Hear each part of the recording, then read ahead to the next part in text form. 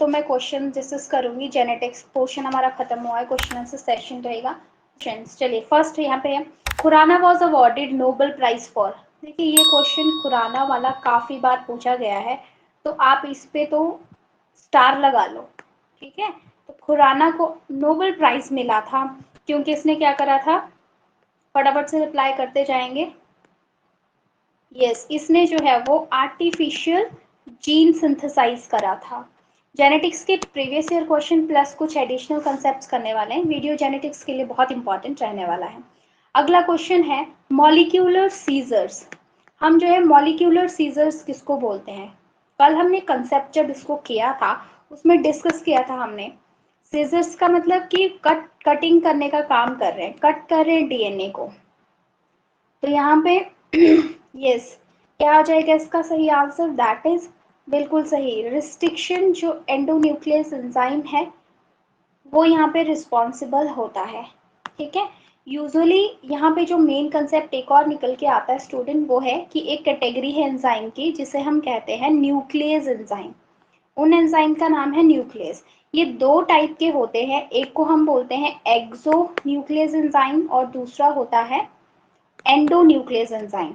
जैसे मान लीजिए डीएनए का जो पूरा स्ट्रैंड होता है, इस तरह से मान लो ये डीएनए का स्ट्रैंड है आपके पास, ऐसे ही आपके पास एक दूसरा स्ट्रैंड है, तो इसके ऊपर अगर बाहर वाले साइड से, ठीक है, एक्सो वर्ड का यूज करते हैं हम बाहर के लिए, तो वहां से अगर कटिंग होगी इन टर्मिनल साइड से तो एक्सोन्यूक्लियस काम करेगा, और अगर जो है यहाँ पे एंडोन्यूक्लियस है तो एंडोन्यूक्लियस पर्टिकुलर एक जगह पे बीच में, ठीक है, पर्टिकुलर एक प्लेस पे, यहाँ पे इसका जो जगह होती है वो पर्टिकुलर डिसाइड होती है, पर्टिकुलर प्लेस। और स्टूडेंट ऐसा पर्टिकुलर प्लेस जो डिसाइड करता है, डीएनए खुद पहले सेलेक्ट करेगा और उसको एकदम परफेक्टली सिलेक्ट करेगा। इस पर्टिकुलर प्लेस को जो है हम बोलते हैं पैलिंड्रोमिक,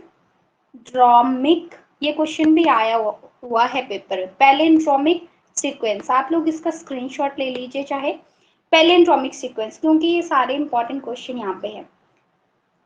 ओके चलिए नेक्स्ट देखते हैं। नेक्स्ट क्वेश्चन है आपका, prokaryotic genome consist of. Prokaryotic की बात की गई है और इनके जीनोम की बात की गई है, इसमें क्या प्रेजेंट होता है। Options are DNA with histone, DNA without histone, histone only और नन ऑफ दिस। क्या आंसर हो जाएगा इसका, फटाफट से आप चैट सेक्शन में रिप्लाई करते रहेंगे, मैं आपके कमेंट्स देख रही हूँ। यस बिल्कुल, तो यहाँ पे क्या हो जाएगा, प्रोकैरियोट्स में भी डीएनए प्रेजेंट होता है लेकिन विदाउट हिस्टोन। हिस्टोन प्रोटीन किस स्ट्रक्चर से जुड़ा हुआ है, किस स्ट्रक्चर से जुड़ा हुआ है हिस्टोन प्रोटीन्स, बताओ जरा। एडिशनल जो चीजें आ रही है वो भी इंपॉर्टेंट है। यस, हिस्टोन जो है जुड़ा होता है यूकैरियोटिक डीएनए से और पर्टिकुलर स्ट्रक्चर जिसे हम बोलते हैं न्यूक्लियोसोम, है ना। एक तरह से क्वेश्चन आंसर सेशन भी रह रहा है आपके लिए और डाउट सेशन, रिवीजन सेशन समझ लो। एक क्वेश्चन पूछा हुआ है मेंडल के वर्क से, कहा गया है, ध्यान से सुनेंगे क्वेश्चन, आप लिख भी सकते हैं कॉपी पे। क्वेश्चन इस तरह से पूछा गया है, ऑल टॉल प्लांट्स, इसमें पहले तो लिखा हुआ है कि एक है और टॉल प्लांट इज ग्रोन, ये ग्रो किया जा रहा है, लेकिन कहाँ पे, जहां पे जो है वो न्यूट्रिएंट डेफिशिएंट सॉइल है, यानी न्यूट्रिएंट्स की उस सॉइल के अंदर क्या है, कमी है, न्यूट्रिएंट डेफिशिएंट सॉइल में उसे ग्रो किया गया है।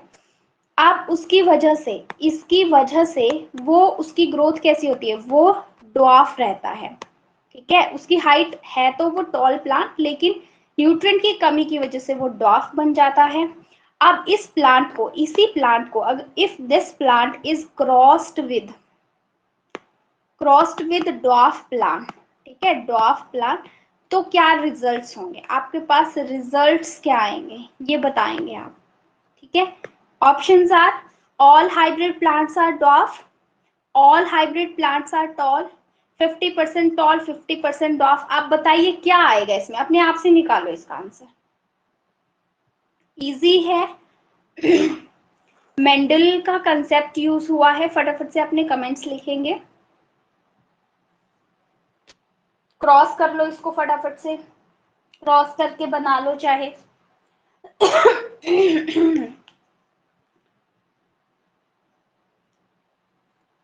हाँ मैं देख रही हूँ आपका आंसर्स, सारे लोग आंसर कीजिए पहले, तब मैं फिर आपको रिप्लाई दूंगी। 50%।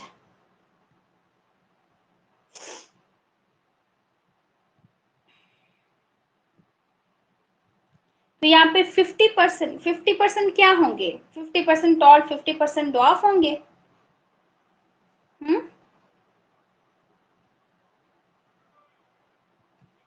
अब देखिए यहाँ पे स्टेटमेंट ये बोला गया है ना, देखो अ टॉल प्लांट लिखा हुआ है यहाँ पे, क्योंकि तो अब स्क्रीन पे ध्यान देंगे, अब यहाँ पे ये मेंशन नहीं किया हुआ है कि ये टॉल प्लांट हाइब्रिड है या फिर ये प्योर है।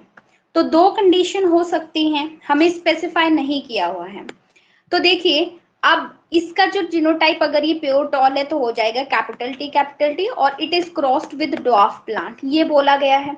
तो आपके पास इसका सीधा सा आंसर क्या आ जाएगा, यहाँ पे सारे इंडिविजुअल कैपिटल टी के साथ स्मॉल टी इस तरह से आ जाएंगे, ये आपके पास आएगा इनको क्रॉस करके।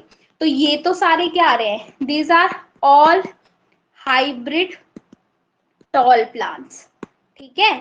अब ऑप्शन में ये ऑप्शन भी आपको दिया गया था, और एक ये ऑप्शन भी दिया गया था कि 50% जो है वो टॉल प्लांट बनेंगे और 50% जो है वो डॉफ प्लांट बनेंगे, छोटे प्लांट बनेंगे। ये भी करेक्ट होगा, बट किस केस में, इफ अगर जो है क्रॉस किसका करवाया जाए, अगर क्वेश्चन में लिखा होता हाइब्रिड। देखो क्वेश्चन में दो सिचुएशन हमारे पास आती है, यानी कि इसका क्रॉस अगर बन जाए तो आपके पास ये रिजल्ट आना था। तो ऐसे क्वेश्चन जब होते हैं पेपर में, जब ऐसा, वैसे इसका आंसर जो था वो आंसर की में आपकी ये दिया हुआ था, ठीक है। तो कंफ्यूज क्रिएट होता है, क्लियरिटी नहीं थी क्योंकि क्वेश्चन में, लेकिन आपको यहाँ पे कंसेप्ट अपना क्लियर करते हुए चलना है ना। 75%, लेट मी चेक, क्या बोल रहे हैं आप, 75% कैसे हो गया? एक साइड आपका ये है, एक बार मैं देख लेती हूँ 75 कैसे बोल रहे हैं आप। 75% तो आएगा ही नहीं, देखो ये है ना, ये मैंने बना के भी बता दिया आपको, इसमें जो है ये बन रहा है और ये बन रहा है। तो यहाँ पे 50% आपको ये हाइब्रिड टॉल बन रहे हैं, 50% आपके पास ये ड्वार्फ बन रहे हैं। तो 75 वाला कंसेप्ट आएगा ही नहीं, कोई बात नहीं, चलिए ठीक है, ओके।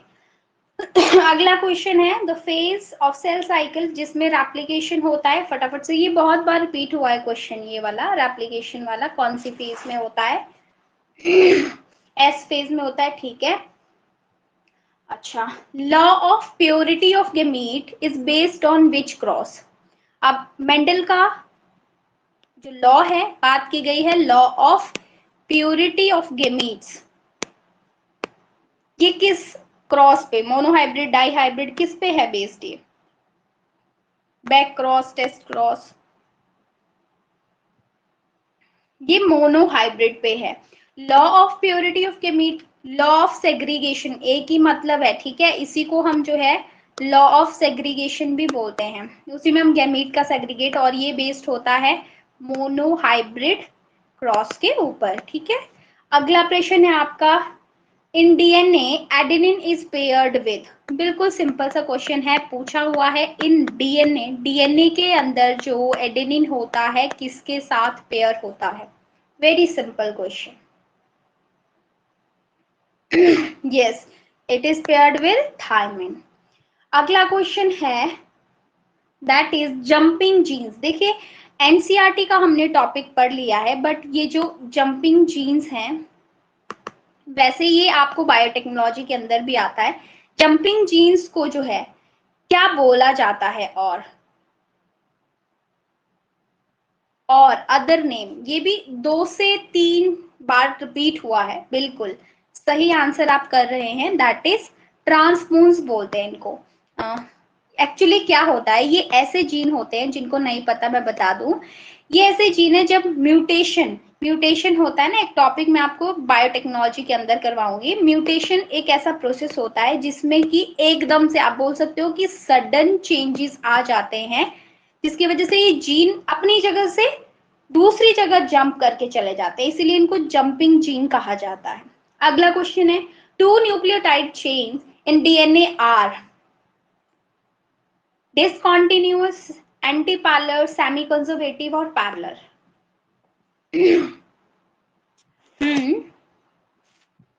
यस, करेक्ट आंसर वो एंटी पैरेलल होती है। ठीक है, अगला क्वेश्चन है, which of following most appropriately described about haemophilia? Question पूछा गया आपसे डिसऑर्डर हीमोफीलिया से, तो ऑप्शन से पूछा हुआ है कि कौन सा ऑप्शन हीमोफीलिया के बारे में सही है। ऑप्शन है रिसेसिव जीन डिसऑर्डर, ये रिसेसिव जीन डिसऑर्डर है, या ये एक्स लिंक्ड डिसऑर्डर है, या फिर क्रोमोसोमल डिसऑर्डर है, या फिर डोमिनेंट जीन डिसऑर्डर है, बताइए।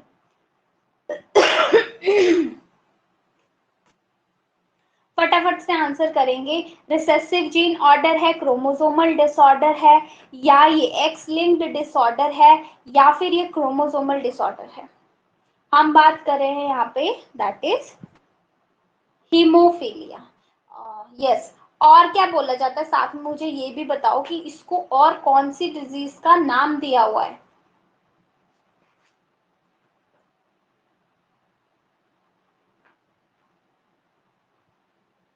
Royal disease.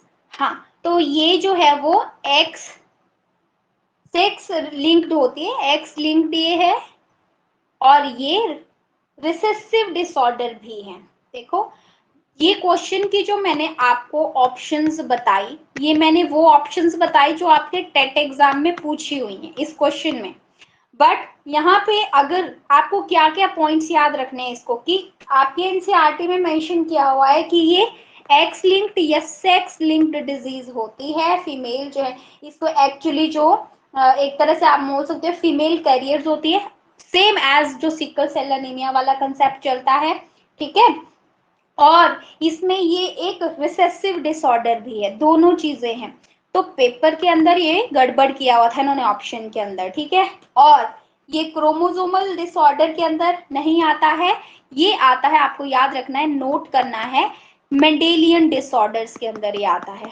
ठीक है, मैंने आपको बताया था कि जो जेनेटिक डिसऑर्डर हैं दो तरह के होते हैं, मेंडेलियन डिसऑर्डर और क्रोमोसोमल डिसऑर्डर।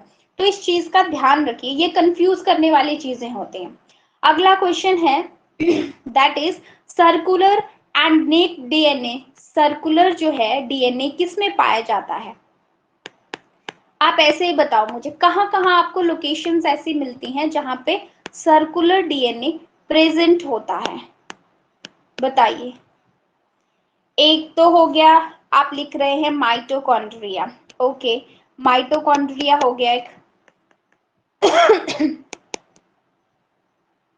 और साइटोप्लाज्म लिख रहे हैं, नहीं नहीं, साइटोप्लाज्म किसका, अगर आप साइटोप्लाज्म लिख रहे हैं ना, तो वो होता है आपका प्रोकैरियोट्स में।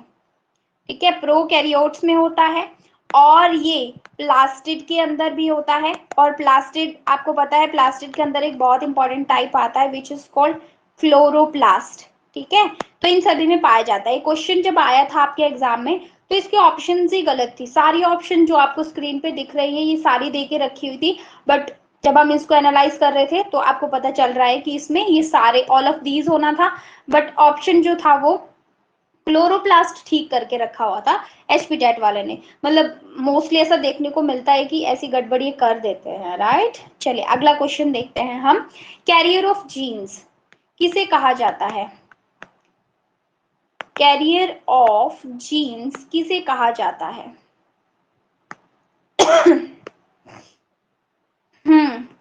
बिल्कुल कॉमन सा क्वेश्चन, हम कहते हैं क्रोमोसोम को। अगला प्रश्न है दैट इज एलोसोम्स क्या होते हैं?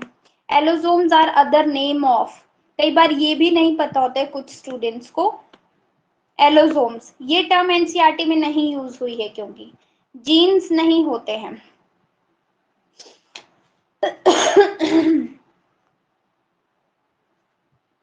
ये होते हैं, ये बोला जाता है स्टूडेंट, जो आपके सेक्स क्रोमोसोम होते हैं उनको, कौन कौन से, एक्स और वाई क्रोमोसोम को बोला जाता है एलोसोम। आपके जितने भी जो क्रोमोसोम होते हैं टोटल, वो दो तरह के होते हैं। एक होता है ऑटोसोम्स, ठीक है, और एक होता है एलोसोम्स। ऑटोसोम आ जाते हैं 22 प्लस जो उसमें 2 रहते हैं ना, एक्स वाई, ये आते हैं आपके एलोसोम्स के अंदर। नेक्स्ट क्वेश्चन है, ओकेजनली अ सिंगल जीन में express more than one effect. ठीक है, क्वेश्चन में कहा जा रहा है एक जो है जीन है, लेकिन वो क्या एक्सप्रेस कर रहा है, आप सिंपली बोल सकते हो कि क्या कंट्रोल कर रहा है, वो मोर करेक्टर्स को कंट्रोल कर रहा है, उसकी वजह से ज्यादा करेक्टर कंट्रोल हो रहे हैं, ज्यादा चीजें कंट्रोल हो रही हैं। तो क्या होगा, इसको क्या बोलते हैं हम, सी। यस, बिल्कुल आप लोग सही आंसर कर रहे हैं, that is pleiotropy. Okay, good. Next question है, that is polypeptide chain ends at codon. देखो ये एक अलग सा प्रश्न यूजुअली पूछा गया है, मैं पूरा ही प्रश्न यहाँ पर लिख देती हूँ।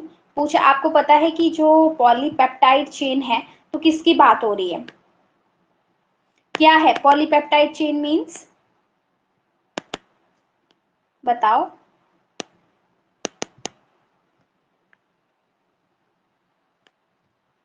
प्रोटीन चेन की बात हो रही है, तो इट एंड्स विद, यानी कि उसका बात हो रही है टर्मिनेशन प्रोसेस की।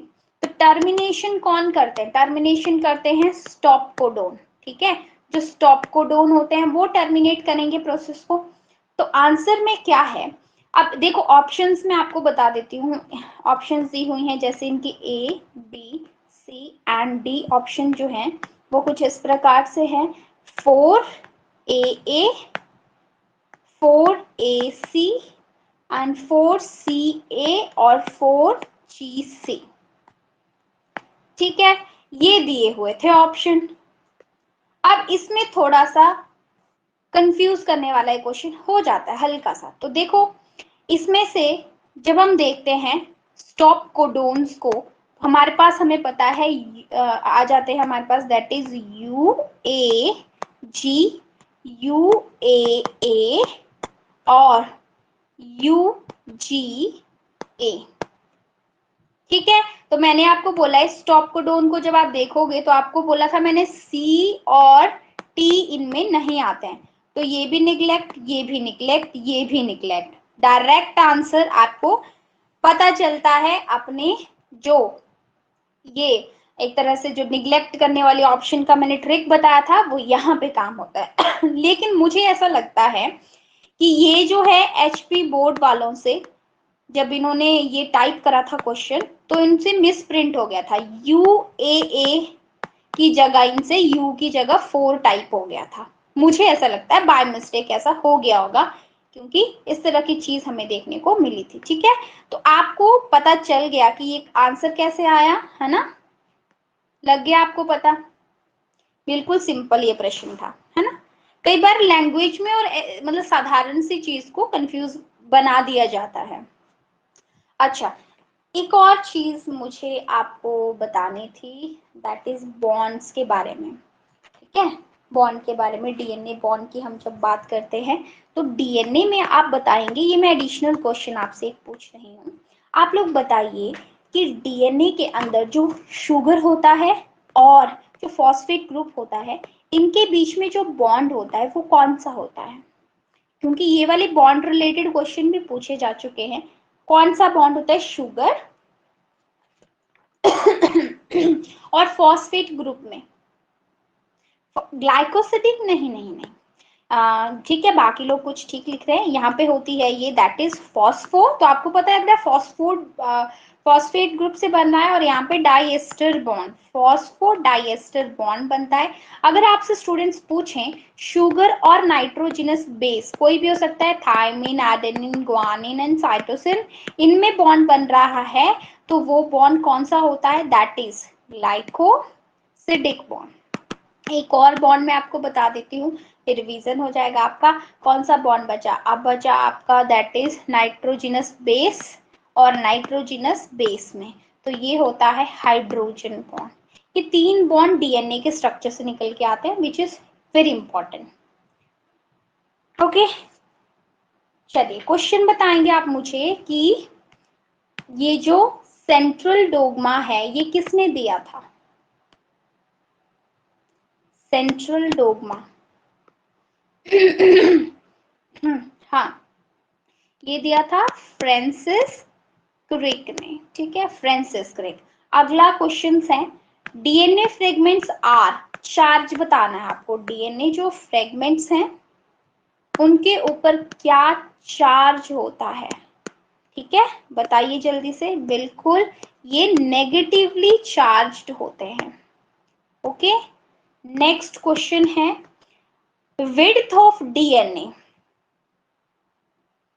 विड्थ पूछा हुआ है, sorry, width of DNA molecule. फटाफट से आंसर करेंगे। बिल्कुल, क्या खा जाते हो और ये यूनिट्स? हाँ, ठीक है जी। नेक्स्ट क्वेश्चन है जेनेटिक्स के, आपसे आपने बताना है कि टर्नर सिंड्रोम में क्या सिचुएशन आती है। टर्नर, ये क्वेश्चन बैंक भी मैं आपका अपलोड कर दूंगी, है ना। X not, yes, Turner syndrome में क्या आ जाती है आपकी? एक्स नॉट, और ओवरीज रूडिमेंट्री होती हैं, है ना। वो सब चीजें, फीचर्स आपको ऑलरेडी बता चुके हैं। अगला क्वेश्चन है, जीन टैक्सी किसे कहा जाता है? जीन टैक्सी,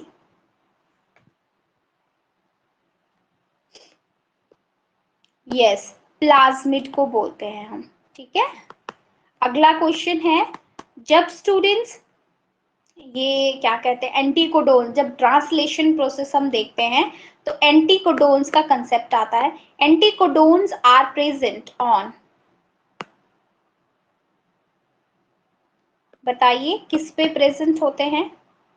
यस, सारे लोग आंसर किया करो, टीआरएनए, करेक्ट। ठीक है, अगला क्वेश्चन है, colour blindness is due to defect in. देखो, वैसे हम कलर ब्लाइंडनेस का पूरा कंसेप्ट कर चुके हैं, एक एडिशनल इन्होंने जोड़ दिया हुआ है क्वेश्चन आपका, जो +1 क्लास का आई का चैप्टर है उससे।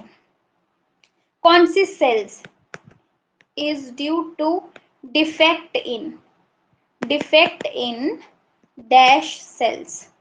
हमारी बॉडी की स्पेशलाइज्ड सेल्स होती हैं आईज के अंदर। हाँ, बिल्कुल। ये काफी बार रिपीट हुआ है क्वेश्चन, ये भी 2-4 बार। तो यहाँ पे कोन सेल्स है ना, हमें पता है आईज में 2 तरह की सेल्स होती हैं, एक होती है कोन और दूसरी होती हैं रॉड सेल्स। ये तो आपका आंसर आ गया। रॉड मतलब आर माने आर, र मतलब रात, ये हमें रात में देखने को मदद करती हैं। और दूसरा है आपका, रात का मतलब ये नहीं है कि बिल्कुल अंधेरा, रात का मतलब है वहां पे ट्विग लाइट होगी, यानी बहुत कम लाइट होगी, है ना। ऐसा नहीं है कि बिल्कुल, क्योंकि कुछ भी देखने के लिए हमें हल्की हो चाहे ब्राइट लाइट हो, लाइट की जरूरत होती है। चलो अगला क्वेश्चन है, thalassemia is hereditary disease, it affects. ये ब्लड को अफेक्ट करती है, लंग्स को अफेक्ट करती है, स्प्लीन को अफेक्ट करती है, हार्ट को अफेक्ट करती है। थैलेसीमिया जो कंडीशन आ जाती है वो आती है कब? पता है कि ये ब्लड रिलेटेड डिजीज है। और कौन से जीन्स बताए थे मैंने थैलेसीमिया के लिए?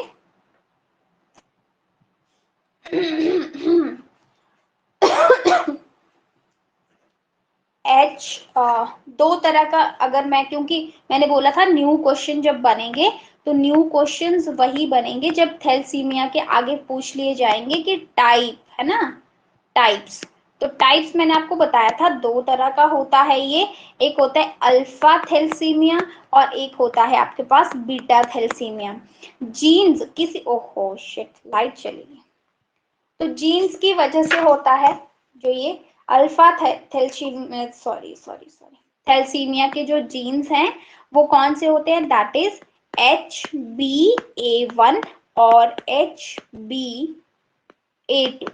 और थैलेसीमिया जो बीटा होता है उसके लिए एक ही जीन होता है HbB।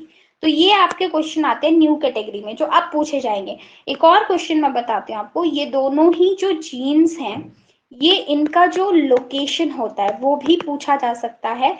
तो इन दोनों जीन्स का लोकेशन होता है हमारी बॉडी में क्रोमोसोम, बताओ कौन सा क्रोमोसोम नंबर है, क्योंकि हम ऑलरेडी लेक्चर में कर चुके हैं इसको।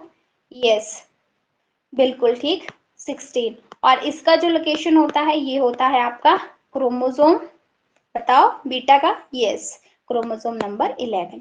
तो ये आते हैं आपके न्यू क्वेश्चंस की कैटेगरी में, ठीक है। ओके, लाइट भी चली गई। अब मुझे आपके PYQs पेपर खोल रखा है मैंने, ये भी नहीं दिख रहे हैं। अच्छा चलो बताओ, ऐसे क्वेश्चन पूछती हूँ, that is first human hormone product recombinant produced by recombinant DNA technology. वैसे तो ये जेनेटिक्स में भी आता है और रिकॉम्बिनेंट टेक्नोलॉजी में भी आता है। ऐसा पहला हार्मोन जो कि आर्टिफिशियली बनाया गया है, बताइए। इंसुलिन, ये जो है इसका सही आंसर है, दैट इज इंसुलिन। ओके, अगला क्वेश्चन है the child with blood group O has B blood group father and A blood group mother. The father and mother have genotype. ठीक है, क्वेश्चन इस तरह से पूछा गया, एक बच्चा है, चाइल्ड का ब्लड ग्रुप क्या है, O है, और इसमें बोला हुआ है कि जो फादर है उसका ब्लड ग्रुप A है और मदर का ब्लड ग्रुप जो है वो B है। अब आपको ये इंफॉर्मेशन देख के जीनोटाइप बताना है, ठीक है, आपको जीनोटाइप बताना है पेरेंट्स का, बताओ। IAI IBI पूरा दोनों पेरेंट्स का बताना है ना, दोनों पेरेंट्स का।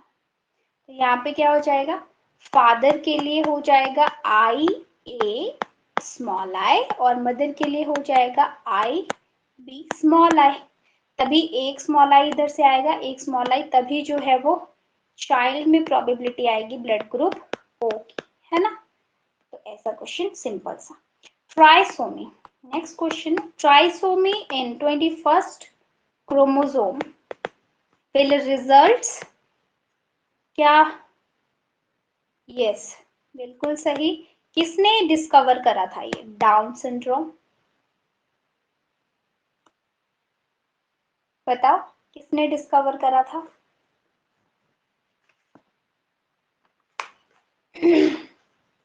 लेगडॉन डॉन, लेगडॉन डॉन ही इसका नाम था, ठीक है। अच्छा, तो ये तो हो गए वेरी वेरी इंपॉर्टेंट क्वेश्चंस, ठीक है, जिनको आप करेंगे। इसके अलावा बहुत सारी चीजें हैं, है ना, जो हम डिस्कस किया है। प्लस जाके एक आपको सजेस्ट करूंगी मैं, YouTube के ऊपर प्रीवियस ईयर क्वेश्चन की एक सेपरेट आपको प्लेलिस्ट मिलेगी स्टूडेंट, जिसमें आपको सारे मैंने चैप्टर वाइज जितने भी आपके प्रीवियस ईयर क्वेश्चन हैं उनके क्वेश्चन जो हैं वो पूरे सॉल्व करवाए हैं। ये जरूर आप विजिट करें, ठीक है। इनको चैप्टर वाइज, जो जो चैप्टर आपका चला हुआ है, जो जो आप पढ़ रहे हैं, साथ में उसके क्वेश्चन भी सॉल्व करते रहा करो, खुद से ट्राई करो। फिर नहीं आता है तो उसके एक्सप्लेनेशन प्लस आपको यहाँ पे एडिशनल क्वेश्चंस भी मिलेंगे जो प्रैक्टिस के लिए। लेकिन ये तब पढ़ने पहले आप अपना चैप्टर कंप्लीट करो, ठीक है। अगर आप चैप्टर कंप्लीट करके नहीं जाते हो तो आपको कोई फायदा इसका नहीं मिलेगा, ठीक है। ज्यादा बेनिफिट के लिए आपको ये फॉलो करना पड़ेगा। अब आप मुझे बताओ जल्दी से, आपकी कोई क्वेरी है तो वो बताओ फटाफट से। किसी की कोई क्वेरी, कोई टॉपिक समझ में ना आया हो, देन यू कैन आस्क। एक क्वेश्चन मेरे से एक स्टूडेंट ने पूछा था, किसी और का भी डाउट हो सकता है, कि मैम जो प्राइमर स्टैंड होता है, आपने बताया कि उसकी डायरेक्शन, आप जिसे पोलैरिटी बोला जाता है, वो जो है 5 - to 3 डैश होता है, ये चीज मैंने आपको बताई थी। तो उन्होंने बोला कि जो टेम्पलेट है, जो टेम्पलेट स्ट्रैंड है, ठीक है, वो उसकी पोलैरिटी क्या होगी। देखो जो जैसे हम रेप्लिकेशन प्रोसेस होता है तो डीएनए के 2 स्ट्रैंड हमारे पास पेरेंटल होते हैं, पेरेंटल स्टैंड को ही स्टैंड बोला जाता है। तो अगर टेम्पलेट ये जो देखो 5 डैश मान लो है ना, और ये इसका हो जाएगा 3 डैश, ये 5 डैश हो जाएगा, ये 3 डैश है, ये इसका 3 डैश एंड हो जाएगा, इस तरह से बनेगा ये। तो ये जो टेम्पलेट स्टैंड होते हैं या पेरेंटल, वो जो है 5 to 3 भी हो सकते हैं और 3 to 5 भी हो सकते हैं, 2 हैं क्योंकि 2 एक्ट करेंगे। जो नया बनेगा वो 5 to 3 बन रहा है, ठीक है। किसी की कोई भी क्वेरी रहेगी तो आप व्हाट्सएप नंबर पे उसको फॉलो कर सकते हैं, फॉरवर्ड कर दीजिए उसको और आप उसकी क्वेरी आपको मिल जाएगा, आंसर आपको मिल जाएगा, ठीक है। कई बार चीजें समझ में कुछ नहीं आती है तो नोट डाउन कर लिया करो, बाद में सेशन में पूछ लिए या फिर ठीक है अपना कमेंट कर दिया इधर, आपको मिल जाएगा, ठीक है। चलो फिर ठीक है, आज के लिए इतना ही।